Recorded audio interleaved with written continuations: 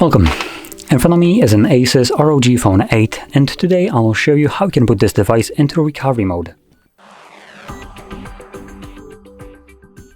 So to get started, hold your power button, and once you have the options visible, turn off your device. Now when the device is off, hold the power button and volume up at the same time.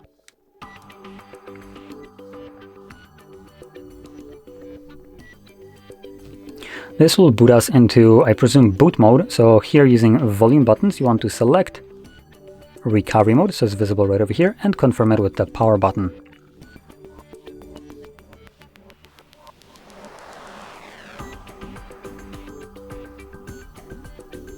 And as you can see, this is our recovery mode.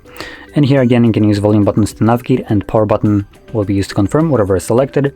And then here we have things like reboot system now, which will take us back to Android, reboot to bootloader, which will take us back to the previous page, enter fastboot mode, wipe data, factory reset, or power off the device.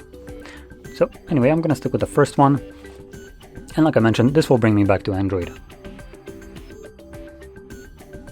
And there we are.